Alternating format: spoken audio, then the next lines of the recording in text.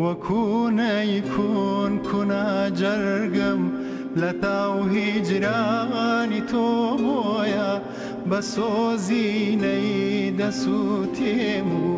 بە ناغمەینەی دەناڵێنێم. کاگادان لەگەڵ سوپاس و پێزانینم بۆ ئەو گۆرانیە خۆشت و ئەو خەیاڵ و ئەندێشەیی کە دەمان بە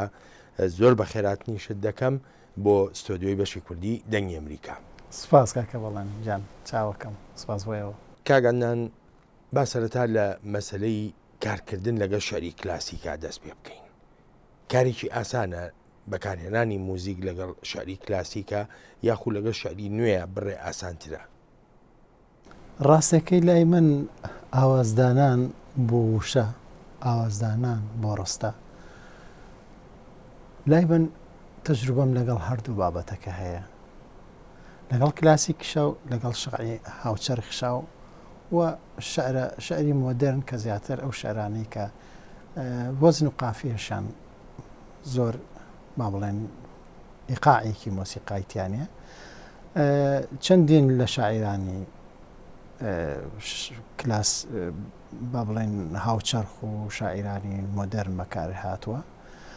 زۆر لە هەندێک لە گۆرانەکە، بەڵام ئەوەی کە زیاتر مامەڵەم لەگەڵا کردووە شعری کلاسیکە، چونکە شعری کلاسیک بە گشتی ئەو فەزا ڕوحیە، ئەو فەزا سۆفێتیە، ئەو دنیا قوڵی کە لە شعری کلاسیکە دەیبینمەوە من هەستەکەم کەمتر لە شعری مۆدرن، لە شعری تازە، لە شعری با بڵێن هاوچەرخ ئەیبینمەوە. تۆ خۆت یەکێکی لەوانەی کە زۆر بە هەستیاریەوە سەر و سەودا لەگەڵ دەقدا دەکەی یا با بڵێم ئەو دەقیکە هەڵیەبژێری بۆ گۆرانی لە نێو شاعرە کلاسیکەکاندا، ینی شاعرێکت هەیە کە پێت باشتر بێ کاری موزیکی لەگەڵدا بکەی یا بەگشتی لەگەڵ کلاسیکدا دەڕۆی؟ خۆی بەگشتی شعری کلاسیک با بڵێن ئەگەر لە سەردەمی باوانەکانەوە سەیریکەیت لە شاعیران با بڵێن نالی، سالم، کوردی و دوای ئەوان چەندین شاعری ترکە هاتووەتە پێشەوە لە مەحوی ئەمجا حەمدی و چەندی شاعری کلاسیکی تر هاتووە،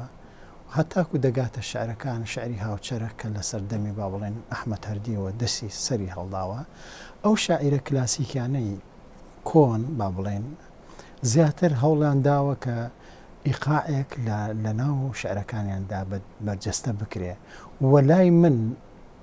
لای من تقریبا زۆرترین ئیقاع لە شعرەکانی وەفاییدا دەبینەوە، چونکە وەفایی یەکێک بۆ لەو شاعیرانەی کە خۆشی گۆرانی و تۆ خۆشی دەنگی خۆش بۆ خۆشی هەستێکی مۆسیقی هەبووە، هەر بۆیە زۆربەی شعرەکانی وەفایی کە هەستی پێ ئەەکەم زیاتر ڕتمێکی مۆسیقایتیایە.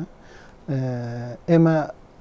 ئەگەر جیا بەراورد بکەین لەگەڵ شعرەکانی وەفای و شعرەکانی نالیا و یا لە شعرەکانی مەحوی، شعرەکانی نالی و مەحوی محتەوای فەلسەفی قوڵی تێدایە، بەڵام ئەوانەی وەفایی هەماش شێواز هەیە لە شعرەکانی وەفاییدا، بەڵام شعرەکانی وەفایی ئیقاعێکی باشتری تێدایە هەستەکەم کە ڕیتمێکی باشتر لە ناو شعرەکانی هەیە، هەر بۆیە شەمە زۆر لە شعرەکانی وەفایم بەکاری هێناوە. ئیتری ئەو دنیا بەرینەی کە لە ناو شعری کلاسیکا دەیبینی ئەو شاعیرانە چوونەتە قوڵایی دەرونی خۆیانەوە و دۆزینەوەی ئەو قوڵاییە دۆزینەوە یا با بڵێن گەمەکردن و مەلەکردن لە ناو ئەو قوڵاییەی دەرونی شاعیرانی کلاسیک بەڕاستی تەجروبەی ئەوێ. چەند ماندوو دەکەن؟ جاری وا هەیە من بە دوای وشەیەکە ئەگەڕێم، زۆر لە فەرەنگەکانە ئەگەڕێم، چونکە هەندێک جار هەیە وشەیە کە بەکاردێت لە وشانە چەندین مانا دەبەخشێ، هەر بۆیەشە زۆربەی زۆری ئەو تەفسیرانەی کە لە شعرەکانی نالی کراوە، لە شعرەکانی با بڵێن مەحوی کراوە، مەلا عەبدولکەریمی مدەڕس و مەلا کەریمی کوڕی و ئەوانە کە کردویانە تا ئێستاش هەتاکو ئێستاش ئەو تەفسیرانە گفتوگۆی لەسەرە و مناقەشەی لەسەرە. هەندێک جار هەیە لەسەر ئەو تەفسیر و ئەو قوڵایی شعرانە زۆر لە نووسەران و خوێندەواران زۆر تایبەتش دەستەوەستان لەبێ بەرامبەر ئەو وشان و ئەو مانە قوڵی کە لە شعری کلاسیکدا هەیە. کامیان دەبێتە دەستپێک بۆ تۆ پاش خوێندنەوەی دەقێکی کلاسیک بڕیارە دەی کاری موزیکی لەگەڵدا بکە یا بڵین ئاوازی بۆ دابنێ یا پێشوەخت ئاوازەکەت ئامادەیە و ئیدی دەزانی کە پڕ بە پێستی ئەم دەقەیە. هەرگیز من بڕوان بەوە نیە من ئاوازێ دابنێم و بیکەمە بەر شعرێک. هەمیشە شعر خۆی ئاوازی لەگەڵ خۆی هێناوە بۆ من. بۆ چونکە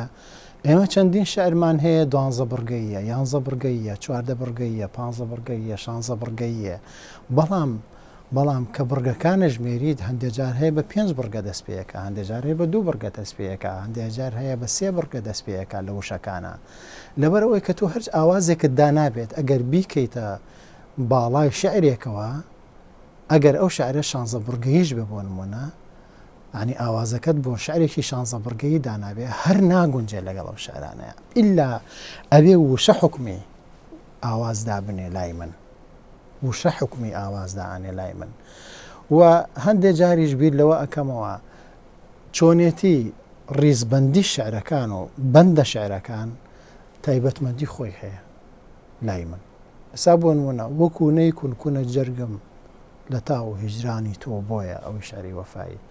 ئەگەر بێت شعرەکە هەڵبژێریتەوە بزانی ئایا ئەم شعرە لە چشت لاپەڕێشی شعرەکانی وەفاییدا هەیە، بەڕای من بۆ گەڕان بە دوای تەواوی سەرجەمی ئەو گۆرانیە کە بینوسیتەوە ئەوێ سەرجەمی دیوانەکەی وەفایی بخوێنیتەوە. بۆ چونکە هەوڵم داوە لە هەر دێڕە و لە لاپەڕەیەک بیهێنمەوە ئەمجا بیهێنم بیکەم بە گۆرانیەک. واتە سەلیقەیەکیش گرنگە بۆ هەڵبژاردننی شعر. تۆ دەستپێکی شعرت بە چییە؟ ئەم دەستپێکی شعرە هەروەها وەکو گۆرانی ماهی من تەنهامە هەیەکە خۆ لەو شعرەی کە منالی بەکاری هێناوە بە ماهی من دەست پێ ناکە، بە شعریشی تر بەست بە بەندێکی تر دەست پێکە. بەڵام من بیرەکەمەوە ئایا چ شتێک لەسەر زمانی خەڵق ئاسانترە دێتە گوێ دێتە ئەوەی کە ئەو کەسە ڕاشێشی ماهی من تەنهامە هەیەکە تەماشاکە ئەمە ئیقاعێکی مۆسیقی جوانتری تایە من بابیکەم بە دەست پێک باقاتی تر بەندەکانی تر بە دوای تردا دێن تەماشاکەیت ئاوازەکە دروستەکات. لەگەڵ ئەم هەموو قاڵبوونەوەیە لە شعردا و ئەم خوێندنەوەیە و ئەم جۆرە وردەکاری کە جەنابەت با بڵین لەگەڵ شعردا دەیکەیت و هەروەها لەگەڵ ئاوازیشدا خۆت قەت شعر بۆ خۆت نووسیوە بیکەی بە گۆرانی؟ خۆی بەڕاستی بەلای منەوە قورسترین بابەت هوەری قورسترین بابەتی هوەری بابەتی شعریە. شعر زۆر قورسە، هەموو کەسێ ناتوانێت لەو دنیا پان و بەرینەی شعر بنووسێ. ڕاستە من ئەخوێنمەوە شعر ئەخوێنمەوە، بەڵام شعردانان دنیایشی زۆر گەورەیە. هەر بۆیەشە هەمیشە تۆ ئاواز لە خزمەتی شعرایە، مۆسیقا لە خزمەتی شعرایە. شعر ئەبێتە دروستبوونی یادەوەریەکانی ئینسانیش. هەر شعرە هەر کەلامە. لەبەرەوە ئیمکانی هەیە لە هەندێک بار و زروفە من پەنام برد بێتە سەر بەر ئەوەی کە ئاواز و شعرم لێکدانا، بەڵام وەکو شاعیر ناتوانم بە ناوی خۆم بڵم شاعیر. من با بڵێن گۆرانی ڕازم لە ساڵی 1995 بۆ شەڕی یەکتر کوژی کوردستان، من ناڵم براکوژی هەمووی یەکە یەکتر کوژی بەڕاستی ئەو ئاوازم دانا، بەڵام 4 ڕۆژ من لە تاو ئازاری وڵات خەوم لێ نەکەوت. چەند جار بە دیار گۆرانیەکی خۆتەوە گریاوی؟ من خۆشترین کاتمە و کاتەیە کە گۆرانیەکم تەواو ئەبێت و کە گوێی لێگرم هەستەکەم کە لە هەستی خۆمم داوە ئەو کاتە فرمێسکێکی خۆشی بە چاوما دێتە خوارەوە. زۆر جار. ئەی چەنە عاشقی؟ من هەمیشە عاشق. هەر بۆیە بە شۆن شعر و گۆرانیەوەی هەمیشە. کەواتە بە وچانێ بگرین کاگادنان لەگە بینەرانی عزیزە گوێیەک لە پارچەیەک لە گۆرانیەکی عاشقانەی جەنابی شێ بگرین.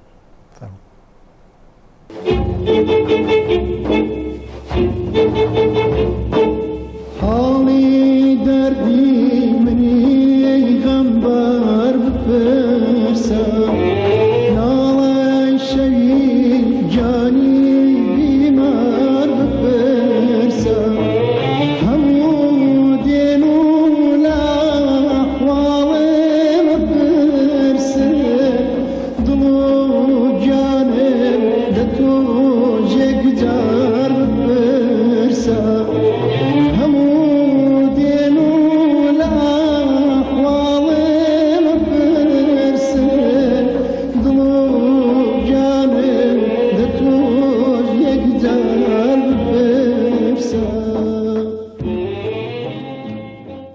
دەستەکانە خۆش بێ هەمومانی برد ئەم گۆرانیە هەمومانی برد کاگادنان ئەوەی لە یادم بێ یەکەم ئەلبومی جەنابێ بیرتان دەکەم بوو دواترین ئەلبومیش بادەی گوڕەنگی دوو بوو باسی ئەلبومی یەکەم و دووە ئەلبوم ناکەم بەڵام لە نێوانیاندا هەست بەوە دەکەی کە چەند هەنگاوێک چوویتەتە پێشەوە هەست بەوە دەکەی کە جیاوازیەک بۆ تۆ دروست بووە ئەگە بەراورد بکری لەگەڵ هەندێک لە گۆرانی بێژە هاوتەمەنەکانی خۆتا خۆی ڕاستێکی ئەوەیە کە هەرچی کار ئەکرێت هەرچی کارێک ئەەکەیت تەجروبەیەکە بۆ ژیانی ئینسان بۆ ژیانی هونەرمەند من لە ساڵی 1993 کاتێک کە هاتوومەتە سوید یەکەم بەرهەمم چوومە شاری لیل لە فەڕەنسا تۆمارم کرد لەگەڵ هونەرمەند ڕزگار ئیسماعیل ئەو تەنها کیبۆردێک بوو لەبەرەوەی کە هیچ مۆسیقیەکان لە ئەوروپا نەبوون من پەنام بردەبەر کیبۆردێ بەڵام لەو سەردەمایە کۆمەڵی ئاوازم هەبوو ئەوایە لەو ساڵەدا ئەوایە لەو زەمانەدا من ئەمە تۆمار بکەم ئیتر بەلای منەوە گرنگ نییە مۆسیقای ئۆرکستر لەگەڵایە یا کیبۆرد لەگەڵایە بەڵام دوای ئەوە وردە هەوڵمدا با بڕێن چوومە خوێندنی ساوند تەکنیک فێری تۆمارکردنی دەنگ بوو ئەم جا وردە ئاوازەکان و مۆسیقەکان خۆم هینوە هەتا مۆسیقزانەکان گەشتە ئەوروپا و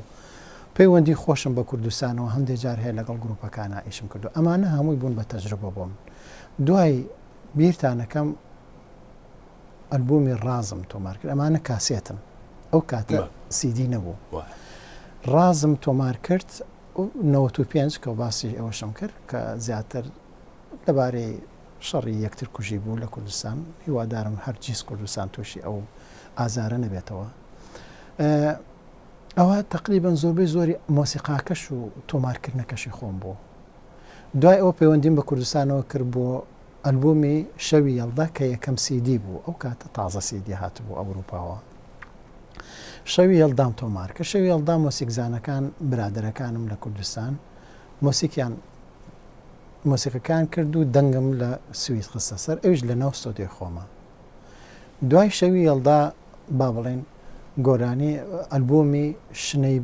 ئەڕۆی ئۆغرم تۆمار کرد ئەڕۆی ئۆغر ئەوش کۆمەڵی گۆرانی بوو کە کاغەمژین فەرەج و هەندێک هونەرمەندی تر هاتنە دەرەوە ئەوانش ئەو وەج بە مۆسیقایەن ئەلبومیان دروست کرد دوای ئەوە شنەی با هەتاکو شنەی باش من بەدەستی خۆم ئەلبومەکانم تۆمار کردووە لەبەر ئەوەی کە ئیمکانێتی ئەوە نەبوو بچمە ستۆدیۆ بەڵام ئەمانە هەمووی بوون بە تەجروبە بۆ من هەمووی بوون بە تەجروبە بۆ من دوای شنەی با کە پێک هاتبوو لە نزیکەی نۆ تراک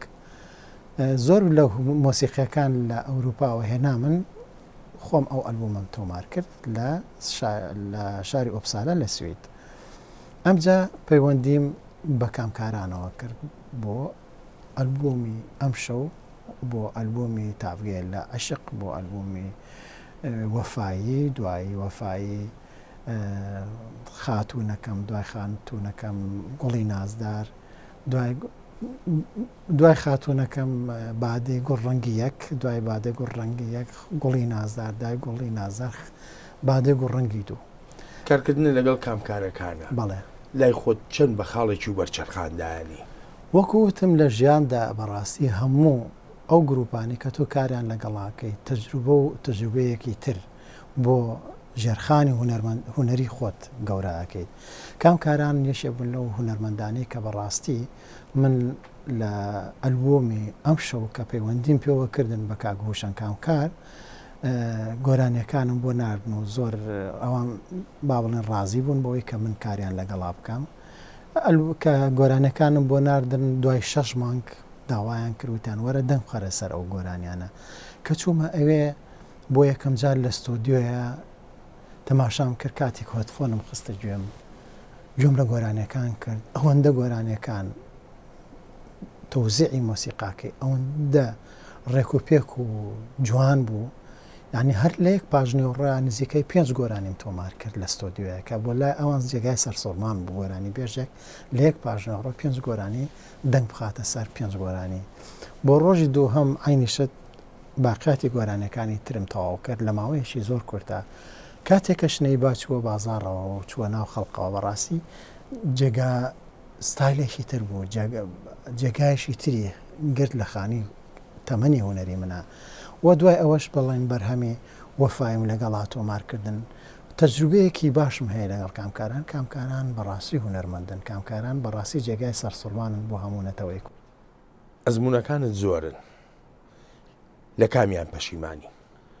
من لە هەرچی کارم کردووە لەوەی ئەوەی کە بڕوان بە هەموو زەمانەکانی هەیە بۆ نمونەوەکو وتم ئەلبومی یەکەم بە یەک کیبۆرد کردومە بەڵام بڕوان پێ بکە لەبەر ئەوەی کە بڕوان بە زەمانەکە بووە لەو زەمانە تاقەی من و توانای من ئەوەندە بووە هەرگیز پەشێمان نیم لە هیچ کارێکە کرد بێتم چونکە هەمووی سەرجەمی ئێستا ئەم عەدنانی دروست کردووە کە خەڵق گوێ لە ئەلبومەکانی بگرن خەڵکە بێگوێ لێ بگرن ئەوە من ناتوانم بڵم کاگادنان ئێمە زۆرجار بەرگوێمانەکەوێ یا دەیخوێنینەوە لە ڕووپەڕی ڕۆژنامەکانە گلەی یەکەیە بەرامبەر بە هوەری گۆرانی وتنوە بەرامبەر بە موزیکی کوردی ئەم گلەیانە لە جێی خۆیدان وڵی بڵام چی هەندێک جار هەنێکیان لە جێ خۆی دێەوە هەندێکیان لە جێ خۆی دانیە بەڕاستی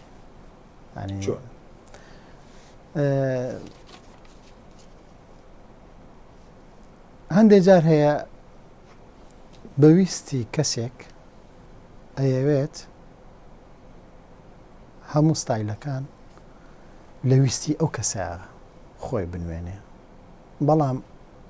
هوەر باخچەیەکی پڕ گوڵی ڕەنگا و ڕەنگە هەر یەکە و تام و بۆنی خۆی هەیە و هەر هوەرمەندە و جوانەکەی لەوەی ئایا ستایلی خۆی بپارێزێ ناشبێ هیچی لە یەکتری بچێ نابێ هەمووی یەک ڕنگ بێت چونکە یەک ڕەنگی جوانی بەڕاستی جیاوازی لە ڕەنگەکان جیاوازی لە بۆنەکان زۆر گرنگە بەشەکەی تری کە ئایا با بڕین گەڕە لاوژەیەک هەیە لە ناو مۆسیقای کوردیا و هەموو کەسێ دەستی کردو بە گۆرانی وتن ئەوە تا حەدێک دەیگەڕێنمەوە بۆ سەر شانی ئەعلامی کوردی ئەعلامی کوردی هەندێک جار هەیە بۆ پڕکردنەوەی کاتەکانی خۆیان پەنا بۆ هەموو شتێکە بن بەبێ ئەوەی کە بیر لە کواڵیتی بکەنەوە بەبێ ئەوەی بکە بیر لەوە بکەنەوە ئایا هەندێک هوەر هەیە هەندێک گۆرانی هەیە چەند زەرمەندە بۆ ناسنامەی هوەری کوردی چونکە ئێمە بڵێ تو نەڵێیت بەرامبەر بەوەی کە سیاسەت مەدارەکانمان مەشاکلی گەوریان هەیە گرفتی گەوریان هەیە لەگەڵ دراوسەکانمانە لەگەڵ ئەوەی کە هەتاکو ئێستا ئێمە نەمانتوانیەوە خاوەنی ئیرادەی خۆمان بین خاوەنی ناسنامەیەشی نەتەوەی خۆمان بین کە خۆمان وەکو نەتەوەیەک با بڵێن سەربەخۆ بین دەوڵەتانی دراوسێ و میلەتانی دراوسێ نەک با بڵێن میلەتان ڕژێمەکان با بڵێن دەستیان قسۆتە بینە قاقای کوردەوە لە لایەشی تریشەوە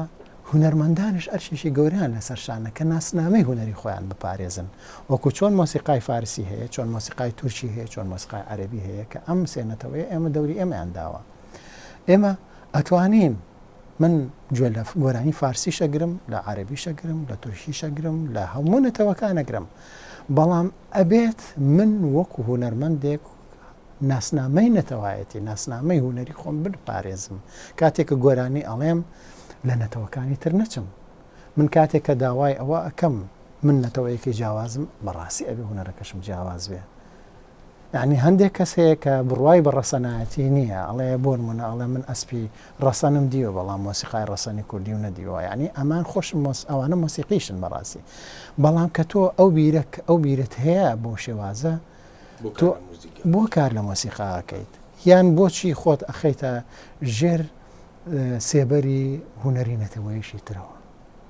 پێویست بەوە ناکا بەڕاستی ئێمە ئەبێ ناسنامەی نەتەوایەتی خۆمان پارێزین بڵێن ئەمە مۆسیقای کوردیە بێنین مۆسیقای عەرەبی کەلامی کوردی بخەمە سەر یا مۆسیقای تورکی کەلامی کوردی بخەمە سەر ئەمە جۆرێکە لەوەی کە هوەرمەندی کورد خۆی بە بچووک ئەزانێتەوە خۆی بە بچووک ئەبینێ بەرامبەر خۆی بچووکە بینێتەوە و ئەمەش لە لایشی تریشەوە ئەعلامی کوردیش کاتێک کە ئەمانە گەورە ئەکەن و بڵاوی ئەکەنەوە پیشانی خەڵقی ئەدەن زەرمەندێشی گەورە یعنی ئەو ڕاز و گلەیەی کە هەیە و بزانم بەرامبەر بە ڕەوتی هوەری کوردی بە تایبەت گۆرانی ئەمەیانە بەشێکی زۆریشی گلەیەکە لە میدیای کوردی بەشێکی زۆری لە ئەو کەسانەیە کە هوەر بە ئارەزوی خۆیان و بە زۆقی خۆیان و بەوە ئەیکەن بەبێ مەسئولیت ئەیکەن بەشەکەی تریشی ئەعلامی کوردیە کە ئەم کەسانە گەورەکەن کاگەندان مەرجە هەموو هونەرمەندێکی گۆرانی بێش شارەزایەکی تەواوی مەقامەکان بێ وەڵاهی من حەز ناکەم مەرج بۆ هیچ هوەرێدا بنێم چونکە هوەر دەریایشی پان و بەرینە هەریەکەەوە بە جۆری خۆی مەلەیتیاکە بەڵام بەڕای من هوەرمەند دەگەر هەوڵ بدا لە مقامات شارەزابێت لە مۆسیقا شارەزابێت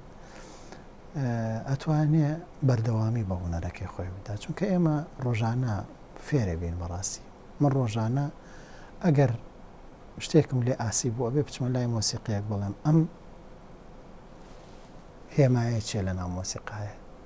ئەمە چۆن ئەنووسێتەوە ئەمە چۆن نەخوێنرێتەوە ڕۆژانە ئێمە فێرە بین من ئێستا هەر فێرە بم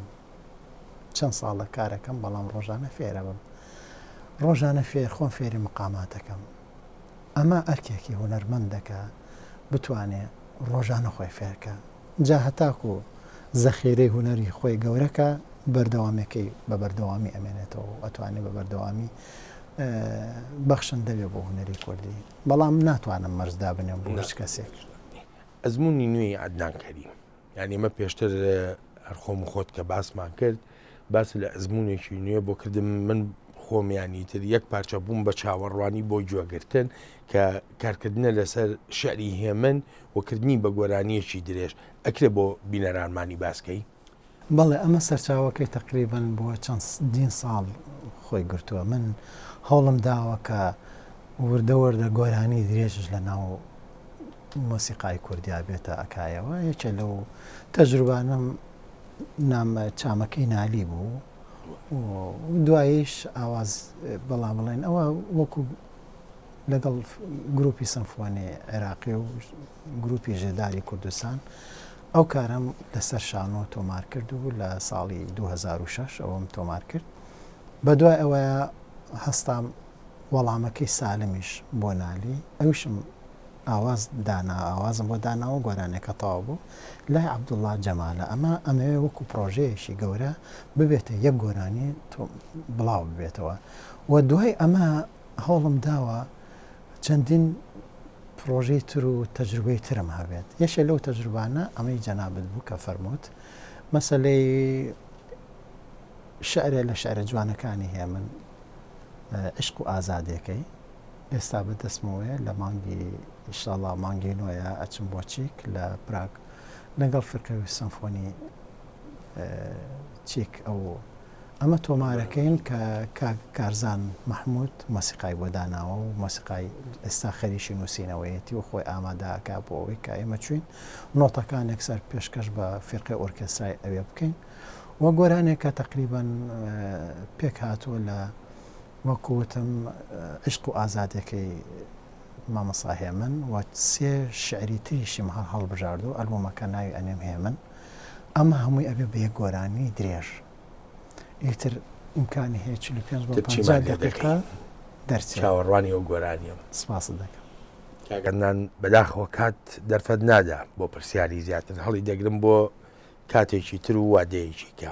بەڵام بەر لەوەی کۆتایی بەم دیمانەیەمان بێنین حەز دەکەم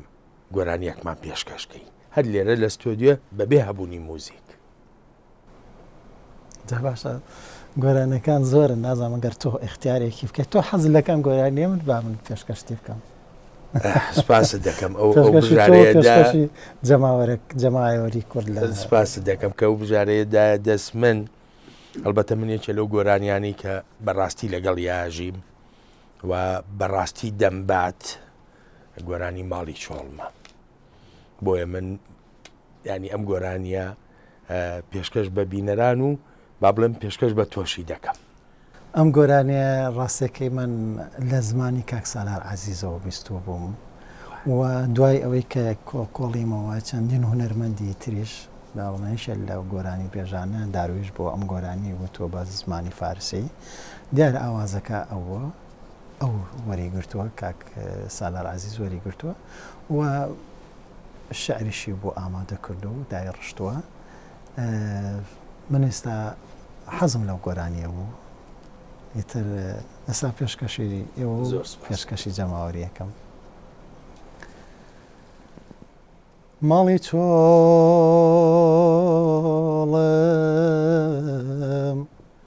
ماڵی ساردم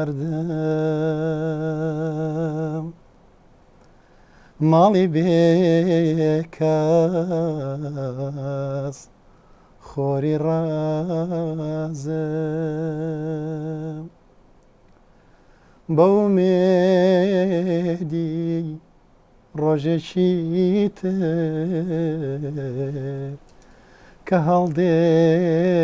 خۆری ئاواتم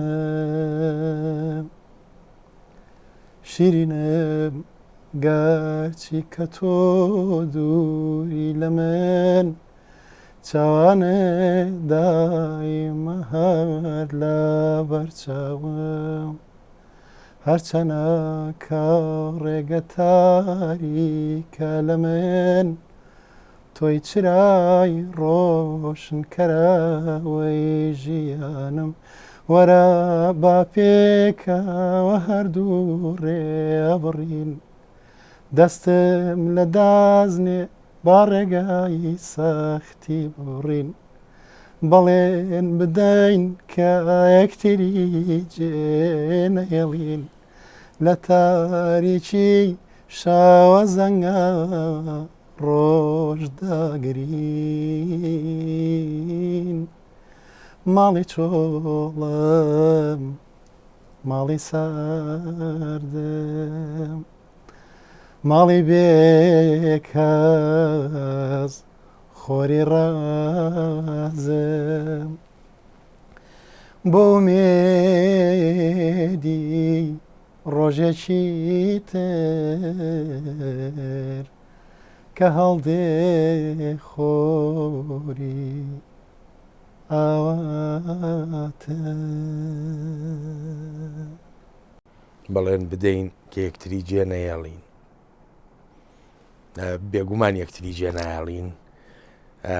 ئیدی لە شەوە زەنگیشە ئەو خۆرە تاوە داگرین هێندەی هەموو دنیا سپاس بۆ ئامادەبوونێ. زۆر سپاس بۆ ئێوەش دەستان خۆش بێ.